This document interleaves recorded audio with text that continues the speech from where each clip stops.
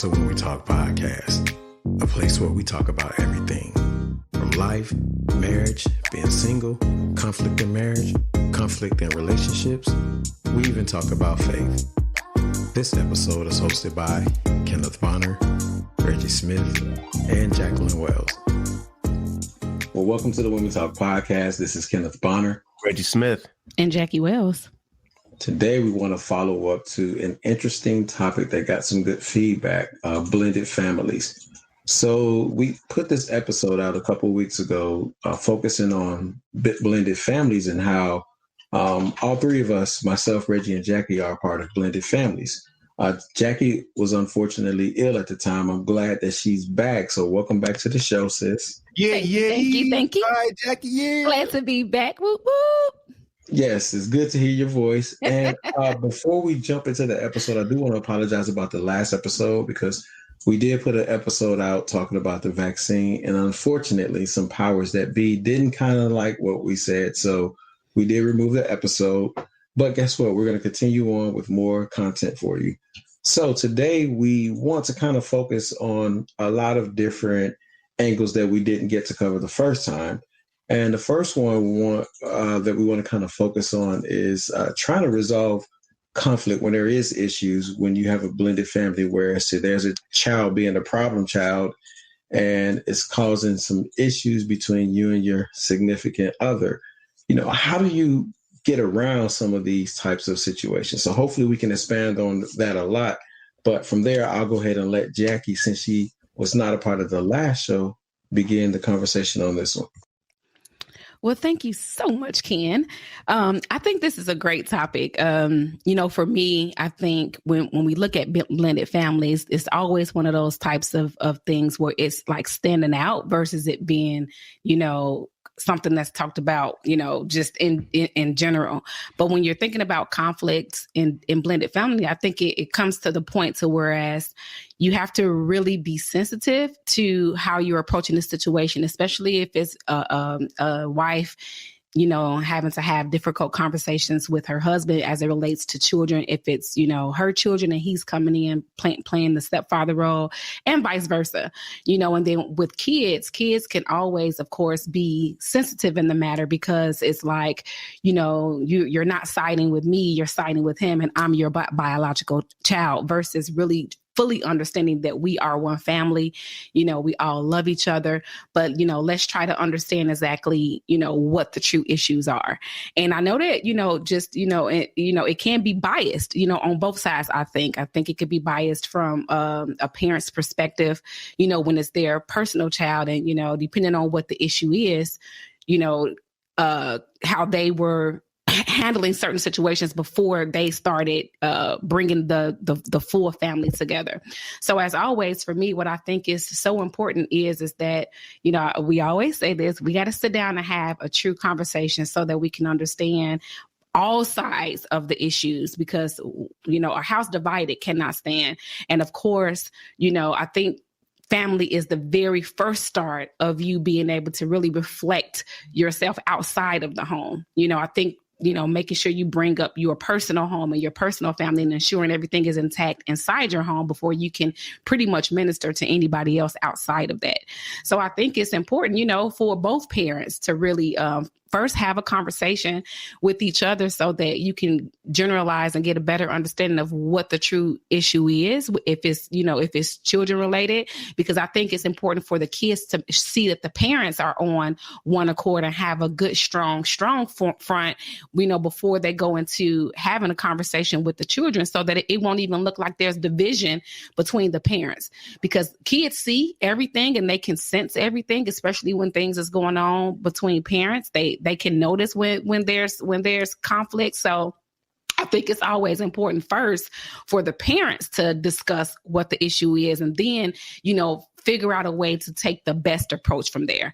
And, we live in a day and ages right now where teenagers, they're so influenced by so many things outside of the home, and then they really don't have a true example on the inside of the home, which is why it could cause, them to feel the way that they feel, like they don't really have the support, which is why they seek for information outside of that. So without me continuing to ramble, I'll just say, I think the first key step is for the parents to be on one accord to address whatever that issue is so that they can have one good front before they actually sit down with the children and see exactly, how they can address the issue. I think that's a great point. An example that I have would be to start getting the children, once the mother and father have established the relationship and they have established that this is going to be long-term and they've established the foundation of the relationship, I think the next thing that you have to slowly start doing is getting them ingratiated with other parts of the family. If you have siblings, there, whether they be your kids, start building that relationship with them. If you have siblings that might live elsewhere, like maybe they're with their mom and their dad in another state, another city, start forging that relationship. When you have family gatherings, start bringing them around the cousins and aunts and the uncles, to start to make them feel comfortable, to make them feel a part of this new family. So it's all about getting them ingratiated into the family dynamics, the family culture, because maybe they have been used to one thing from the other side of the family and they still might be a part of it. But now you have to understand, too, is that, at one point in time, they were dealing with two families. OK, now it's going to be three families, whether it be from the mother or the father. And so that's a lot to take in because it's sort of resembling of like a military kid. They move from state to state, they get situated and, they build foundation and family and friends, and it's time for them to move. Well, they never forget those family and friends in the other state, but now they're forging new relationships. So you start to bring them along. And we said before, one thing that I don't do, because for me, I believe that it causes a form of separation, is that I never, when I started bringing my daughter around, I never used that prefix of step.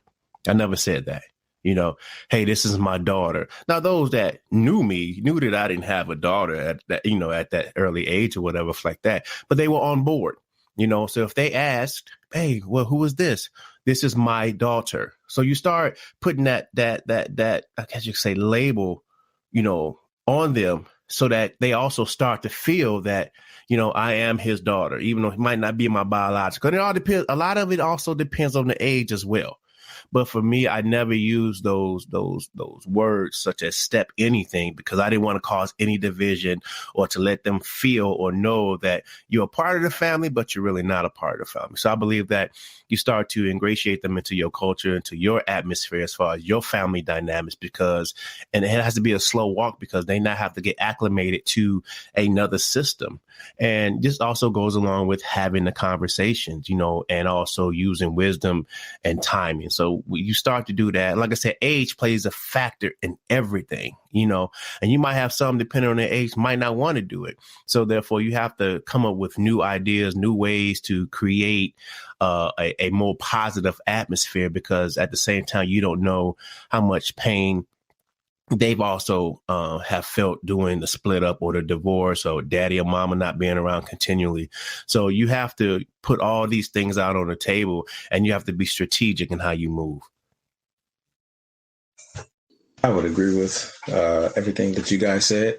So my personal opinion about resolving conflict is you definitely have to have a collaborative effort from both parents.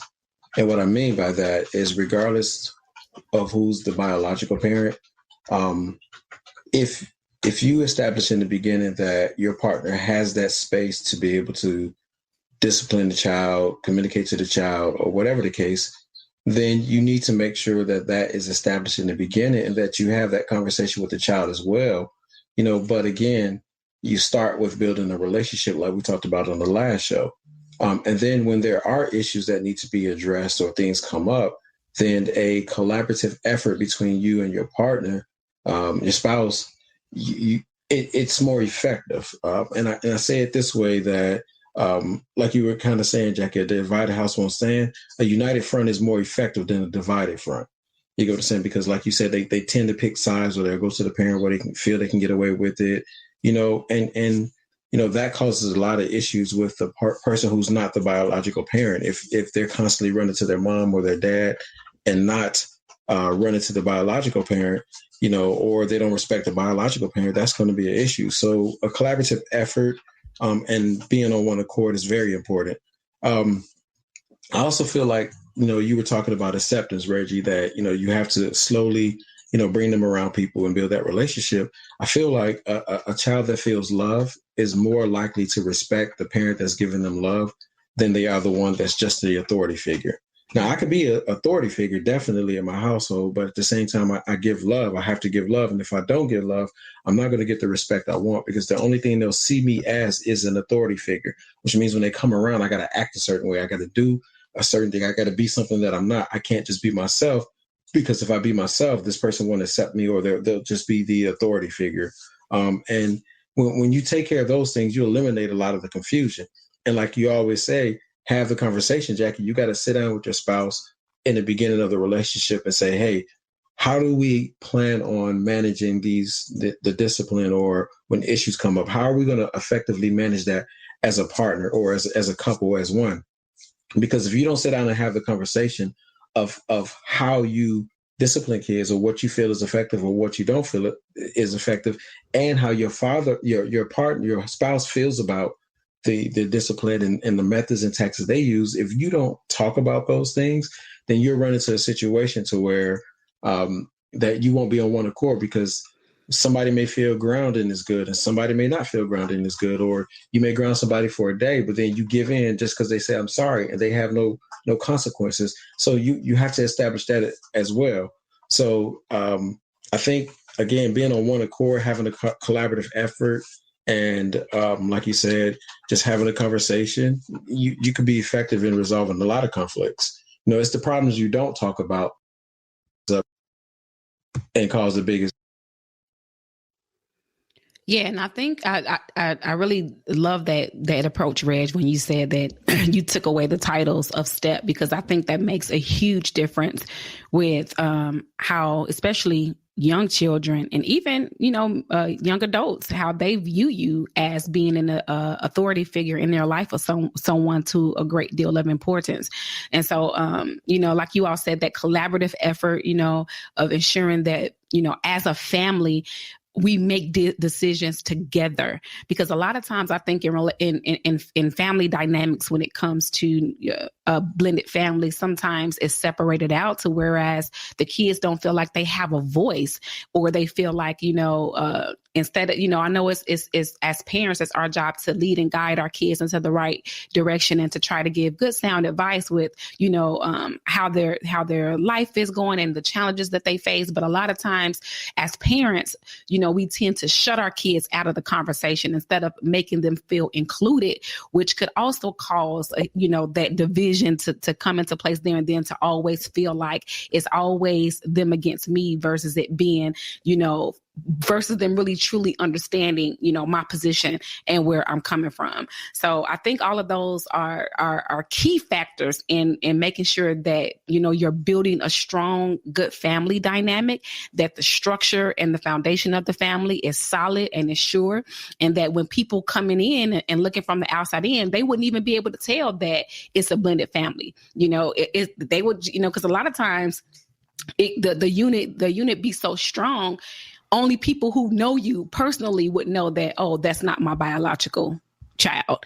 So I agree with, with both on the lines with both of what you all were saying. And I just think that it's important just to make sure that our kids know that they are loved, and that they understand that mommy and daddy is on the same page, and we have agreed. So it won't be you can go to this person and think that you can get away with something, but that we have already had the conversation about it. So we're going to sit down and talk about the direction that we're moving in. Period. So, Yeah. So those to me are, some good points. And it can be challenging sometimes because you might have kids, especially young adults, that seek social media for attention, or, that might look at other family dynamics, say, oh, well, they don't do it that way in this family. Well, my friend's family, this is how they do it that way. So I think it's important to make sure that our kids understand our culture, our personal culture under our household, and how things are moving for us and what works for us versus what they might see on the outside. Okay, so let's now shift gears a little bit. Let's fast forward. Now the blended family has been established. You have now raised this kid or this child, and they've become part of your family. They identify with your family. And years have now passed. The kids are growing together. They're in school together. They play sports together. Their friends are their friends and everything else like that. And then 10 years later down the line, it's not working for mommy and daddy. Okay. Now, mommy and daddy split. Mommy and daddy separate. Mommy and daddy eventually divorce. Now, the whole foundation of this blended family has now been shaken to its core. Everything that was is not anymore. So the question is, and then I'll come back as far as what I did, because it happened to me. So the question is that how do you now move forward, especially if, you've taken on, that woman and she had 1 or 2 kids, and then you all had kids after that. So they're brothers and sisters.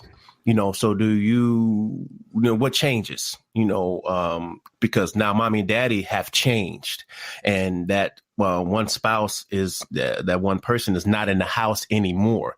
So now what? How do you move forward, with this? What's the game plan? Ken, do you want me to go, or you want to? No, you can go ahead. Step in, because you already okay. started.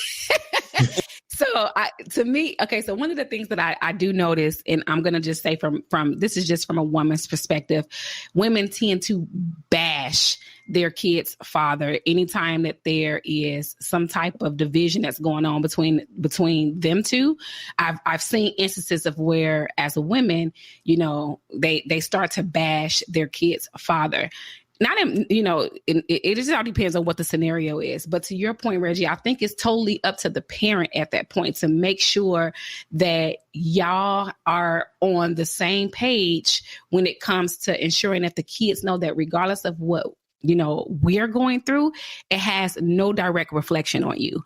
And I think that if it's a case where it's a blended family, and parents decide to go their separate ways, if it was structured the right way, and if there was no point in whereas the exiting person or whatever that is made it seem like the kids were an issue, I think that it should be a smooth transition to whereas nothing changes. Just because me and your mom is not together anymore, that doesn't mean I'm not your father. That doesn't mean that I'm not going to still be a part of your life. That doesn't mean that anything is going to change. It's just that we're not together anymore, but it no way reflects on the relationship that you have built with your children. Okay, that's good information. I would agree. Here's my take on it too. I feel that depending on, like you said, depending on what happened in the relationship, if you should continue a relationship, like let's say like you were saying, if you and the mom or you and the dad, the relationship dissolves, there's no issues between you and the kids, but you all had your differences and that's it. Depending on the level of your relationship that you have with that kid, I do feel that you should still be involved.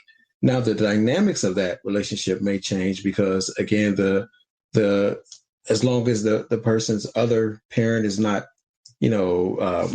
bitter or, just trying to interrupt that relationship. Because, like you're about to probably elaborate on your situation, Reggie. I've been there too, and I've been a parent before. My beautiful, lovely wife now. I've been a parent before where I was the only father figure that the kids had. And the problem, though, that happened is when the relationship dissolved, that relationship was cut off, even though I was still willing to be a part of that relationship. And it got to the point to where I felt like that kid was being used. This ain't your son. He ain't coming around you. I'm like, okay. But then, later on down the road, you saw how it affected the child, and then you want to put him back in my life. But see, here was the problem. The problem was that I will not allow a child to be a tool for you to either try to, hurt me or try to just spy on whatever I got going on in my life. The intentions were not good. They were not right intentions. So the relationship, dissolved, and the relationship with the child dissolved. And it wasn't a good thing, because you can do all you want to do to be there and try to support somebody and try to be there for the kid. And you try to communicate to that person that, hey, whatever we had is between us. That's it. But don't let it affect the kids. And everybody doesn't receive that information. They feel like, okay, me and you don't have a relationship. You don't need to have a relationship with the kid because you ain't the kid's father. And to me, that's an immature action, an immature thought. But at the same time, you have to be a person to decide if you do want that relationship. Am I going to think of you differently if you don't want to have the relationship? Probably not. Just depends on what the situation was.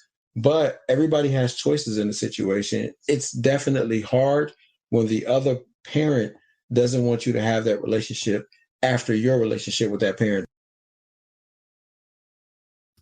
Yeah, I think all those are key factors.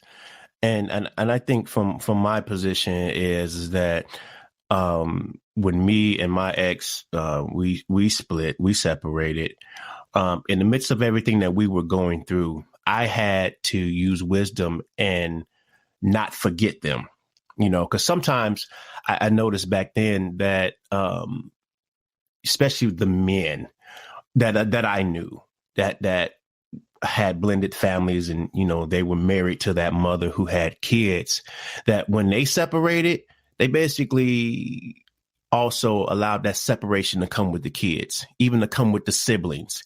So they would come and pick up his siblings. I mean, he would come pick up his kids, but would leave these other ones at home. You understand what I'm saying? And so in the kids' mind, it's like, okay, it's already bad enough that you guys are not in the house together, and weekends have now changed because we have to be here and there. But why do you now come pick up Johnny and Jamie, and then you leave us behind? I never did that. Never wanted to do that. Now, there were times that I would come through and be like, hey, you want to go? You want to go with us today? Hey, let's all go. And if they wanted to stay with the mom or whatever like that, I was cool with it. But there was times I always included them. I never forgot about them, because if I said that you were my daughter, if I said that you were my son, that doesn't change. It doesn't change, and it should never change, and they should never feel that. Because here's the thing. Regardless of what anyone thinks, it doesn't matter how long that those siblings have been together. It doesn't matter how long you all have been together. There's still this thing called conflict loyalty. And what happens is that, the woman that you married may have had one or two kids, and then you all had your own kids or whatever like that. When there is division, there's strife, there are all these different type of things. Kids won't say it, but they'll tend to pick sides. You understand what I'm saying? They'll tend to pick sides. Well, I'm going to roll with mommy. You know what I'm saying? Because I was with mommy long before I came with you. And the other kids would be like, I'm rolling with daddy. So there's this split. It's a spiritual split, and then there's a physical split. So both parents have to be cognizant of that potentially happening, because it will happen. You understand? And it causes even rifts in the sibling dynamic, even as they get older.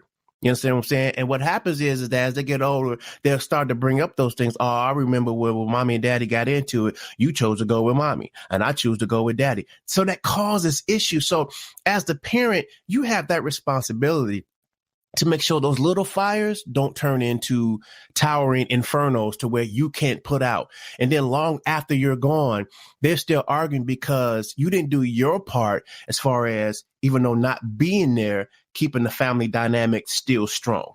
You understand what I'm saying? So when I came over for the holidays, or I got them for the holidays, I got all of them for the holidays. I didn't separate and leave none of them out. I didn't change the title. They were still my daughters. They were still my sons afterwards. And even to this day, even down the line, we still chat. We still talk. Now, it became even harder once I moved away, because now the physical connection is not there, but I still picked up the phone. And sometimes I might not have called to speak to mine that I biologically, but I was also picking the phone to call, hey, what you doing? How you doing? Happy birthday. What you need? Hey, I'm coming through. Let's hang out. Let's go to dinner. Let's do those type of things, because, you know, the days of, you know, me coming home and they run into the door, hugging me and everything like that, those days were kind of long gone. You know what I'm saying? So you have to be able to deal with the pain. You have to deal with your pain. You have to deal with your suffering. You have to deal with your depression. But you also have to be wise to learn that you're going to also have to deal with their pain and their depression of the whole thing. And I think that if you learn to keep that together and remember them and not forget them in the midst of you and the spouse probably going at each other's heads or whatever like that, you'll still maintain and manage to keep it strong. I like that part too, what you said too. I think what was so significant about what you said, Reg, was the engagement that you continue to have with the kids. And I think that that's so important, because a lot of parents, you know, they throw everything away. You know, if it don't work out between us, if those kids ain't mine, then it becomes that point to where it's like them your kids. You know what I'm saying? They forget that we was together for 2 years, 3 years, 4 years, and that you've built some type of relationship, whatever that looked like. But, you know, that having that engagement still there, even long after the separation has happened, leaves a sounding memory for the kids. And it also, you know, helps them as they grow and as they learn and as they, you know, as they begin to look at family dynamics and what that looks like, they are going to remember that. And a lot of times, you know, parents forget that everything that you do and everything that you say has an impact on your child's life. Kids start memorizing things early on, you know, 2 years old, 3 years old, things that they see and things that they hear, you know. So I think that that's so important, you know, that engagement, because that makes them feel like, wow, you know, they really loved me. And granted, and don't get it wrong, kids know when something is going on between their parents. You know, they can sense when a divorce is getting ready to happen. They can sense when change is shifting in the atmosphere within their household. So I think that gives a long lasting impression on them when you truly love them, you know, when there's no separation of stepchildren versus biological children, when they feel that love that you show them. It wouldn't be an issue if things doesn't work out between the parents, because the love factor is there, because there was unconditional love and how you truly felt about those kids. It's not going to change anything if that should happen. So I like that, Reg. And can I say this too? I still even maintain, you know, the relationship with the aunts and the uncles, you know, from the other side, you know, the grandmother, you know, and everything else like that. That was my choice. And that made them feel good as well, because they was like, oh, he hasn't forgot about none of us. That's just me. Now, some people, when they separate or whatever like that, they leave the whole family. It's like, forget y'all. I didn't really like y'all anyway, blah, blah, blah, blah, blah. But I still, even to this day, you know, I still talk to the aunts and the uncles on Facebook or social media, whatever like that. We remember each other's birthdays, because it wasn't like we was together for a couple years. We was together 16, 17 years. So you build bonds and everything else like that, you know, and there's still love there. And those kids still need to see that love. They still need to feel that love. They still need to feel like they're a part of your family. So I think that that's good. Now, everybody don't operate like that. They kind of just let everybody else go. But for me, I just thought it was wise, because there was still genuine love. And just because I wasn't with the daughter or the mother, that didn't change the relationship I had with everybody else. Good stuff. You know, I think all that is good. You know, at the end of the day, though, every relationship ain't like that. Now, if it all worked out that way, it would be great. But, you know, some situations are really toxic. Some of the family members, the extended family members, are toxic. And part of them are the reason that you're not with the partner, you know, so you just have to use judgment, like you said, and, you know when to build a relationship, know when to continue on or not. And at the end of the day, you know, the bond that you have with that child is what's more important than, you know, the issues you have with their mom, you know, and that goes for anything, you know, any relationship. You know, you always try to do your best to be there, be supportive as much as you can, but you can't force relationships either. You know, it has to be something that's willing on both parts. And most people are influenced by that bitter parent, which is a sad thing. But for those of you that are still able to build that relationship, I think you should continue to maintain that relationship, just be there and be supportive, and continue to do what you need to do as a parent. I know a lot of people like that. Unfortunately, for me, that wasn't the way that it worked out. Again, it was more bitterness than anything on the other part. So, I mean, it is what it is. At the end of the day, I can't control that. You can love from a distance, pray for them from a distance, and keep doing the best as you can. And I would strongly caution people that going into a relationship like that, you need to have conversations before you even get that deep or get that far into it, because issues will arise. Issues will come up, and you do run a potential, depending on how strong the relationship is, that it may not last. And then you have to think about the long-term plan, like we all talked about. Are you going to have a relationship after the fact? Because I think all those things are important. So that's basically all I have for the show. I don't know if you guys have anything else you want to add. I do actually, just before, I know we're getting ready to end, but one of the things that you did say was toxic.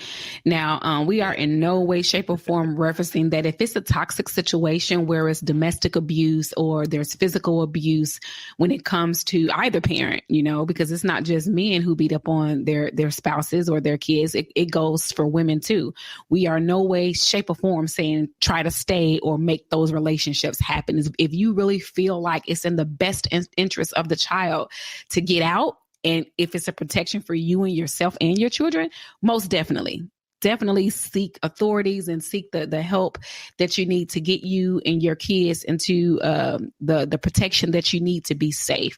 So, that's the one caveat. I feel like if it's that toxic, if the situation becomes to that level of toxicity to where it's damaging to the kids, then most definitely, I think all ties should be cut off until some help is in play for the parents.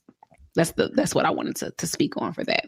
Well, I was trying to avoid a part 3 show because I was going to ask, how do you deal with the toxicity of a ex or a spouse? But that can be for another time. But as I close that, and I keep saying, for me,